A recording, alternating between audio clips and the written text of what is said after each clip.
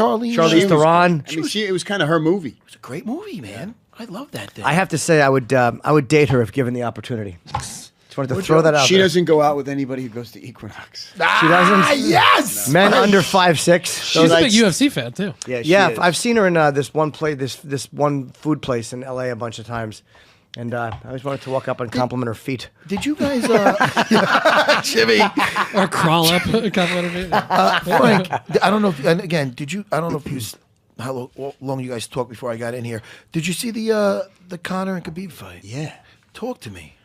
I mean, whose team were you on? I was a Conor fan, right? Okay. And he was doing a lot of shit talking, and but I got to tell you that the head crank, the chin crank, that's kind of, how do you fall into that? I mean, it wasn't gonna put him to sleep. It could break his jaw. That's he what didn't. And he leaned into it. He leaned into it. I mean, I don't want to say nothing because people think I'm a Conor hater. Every time I just speak my mind. I love. Look, I think he's great. He's been great, and he was an interesting. The guy's gotten himself to a place amazing. That's amazing, but at the level that he's fighting. To do that to say uncle, you're saying, because people here they didn't see what you just did. He tapped himself on the chin. You can't, and especially after listen, I'm a big believer in not. I mean, there is a line. People say, "Oh, there's no line. You're selling a fight." How can you say there's a line? It had how many buys on pay-per-view? But you make it something else when you bring family involved as a person. And I think he crossed the line by talking about his father. And I don't want to beat a dead horse with it, but since we're talking about it, for him to do that, Frank, and then in the cage, if you heard the audio of him in the third round saying after that, hey, it's all business. It's only business, like that. Now you just. That's who said it's all business? No. Conor did. Conor. Yeah, no. We played it on here. Yeah. Oh, I didn't catch it. And here's the deal. Maybe you weren't in that. I'm sorry. Maybe you weren't here, Jimmy. So Dagestan was the first place I was going for my show because of the wrestling, right? Because they're amazing wrestlers, right? And they're also incredibly religious. Oh yeah. You start talking about their religion and their father, and eventually you're gonna poke the bear enough that it's not about business; it's personal. See, with Conor, there's probably nothing you could say that would get him to that point. So he may be coming from the point of view of anything you said about him, he would let roll. He may be one of those guys too, who just nothing would matter. And again, I love Conor. I was a Conor. I wanted Conor, and I thought Conor might do it again. But I also, when I was looking at what Khabib was doing, he wanted to break his jaw. Oh no, he did, right? He would have broken. Well, that would have happened. Yeah, it would. Yeah, people usually. What happens there is they usually try to just pull that arm down and getting on the neck. Right. You know what I mean? Right. He just said, all right, had enough.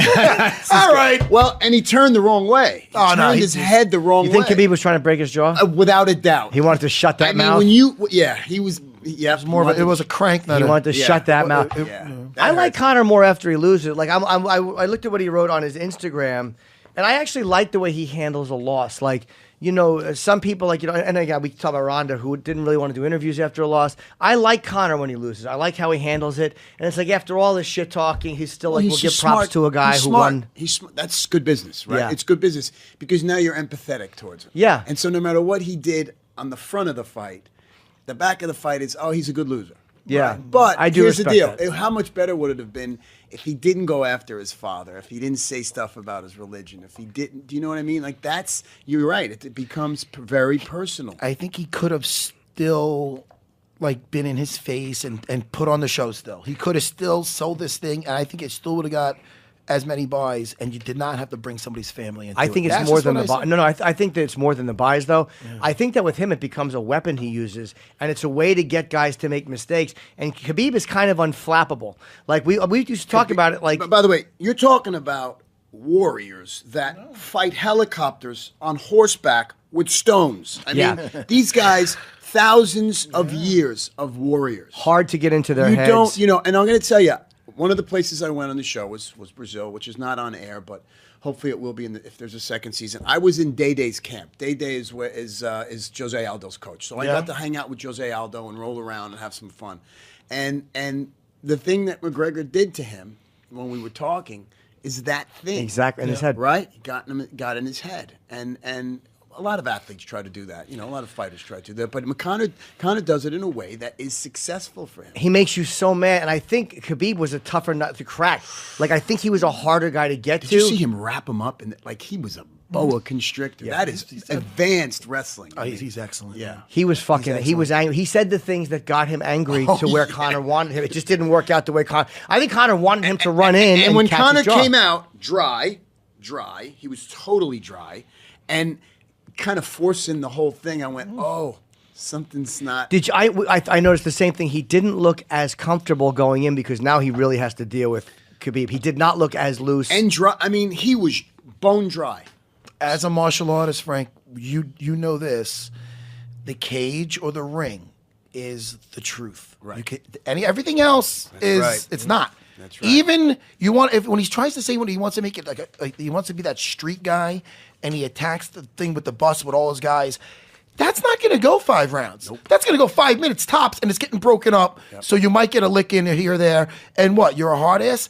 In the cage is the time to be that hard ass, and he did not. He didn't pass that test. No. Nope. And listen, I would rather him go. When Khabib's on top of him, pounding him. Let's talk now. I would rather him go. Fuck you. Did he say anything? I would rather him go. Good. Fuck you. Whatever. Get pounded out. Cover up. Just do that. Hey, it's all business. It's only business. It's only business.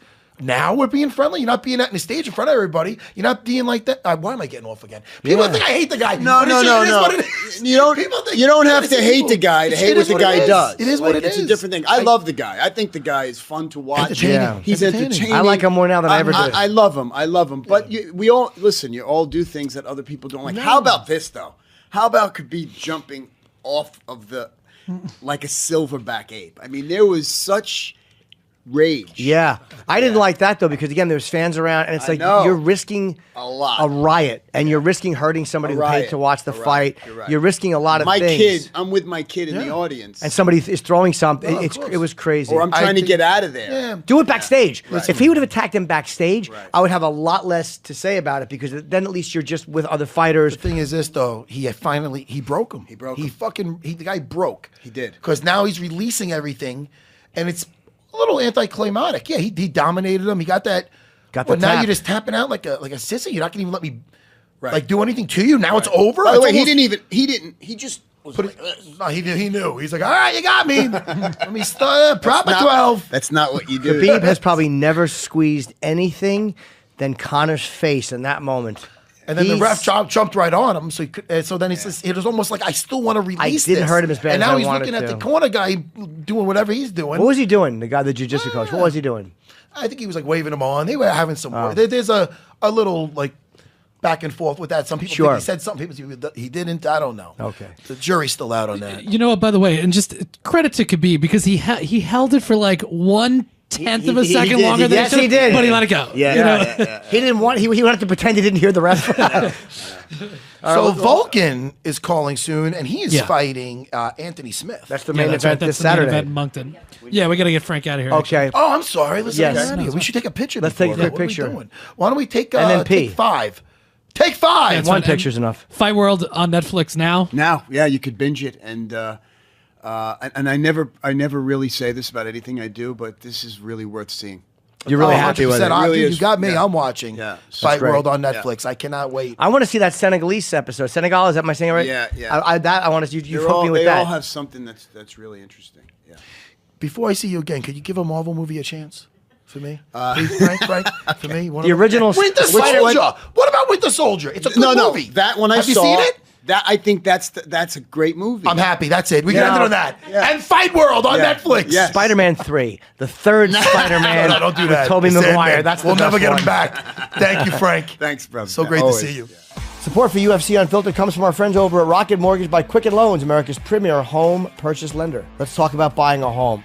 It is an extremely stressful but important purchase, and it's one of the biggest events of your life. But today's fluctuating interest rates can leave you with unexpected higher payments, which can turn a great experience into an anxious one. That's why Quicken Loans created their exclusive power buying process. Here's how it works. They check your income, assets, credit, They give you a verified approval. This gives you the strength of a cash buyer, making your offer more attractive to sellers. Once verified, you qualify for their exclusive Rate Shield approval. They're going to lock your interest rate up for 90 days while you shop for your new home. Then, once you've found it, if interest rates have gone up, your rate stays the same, but if rates have gone down, here's the beauty. You get to keep the lower rate. Either way, you win. It's the kind of thinking you'd expect from America's largest mortgage lender.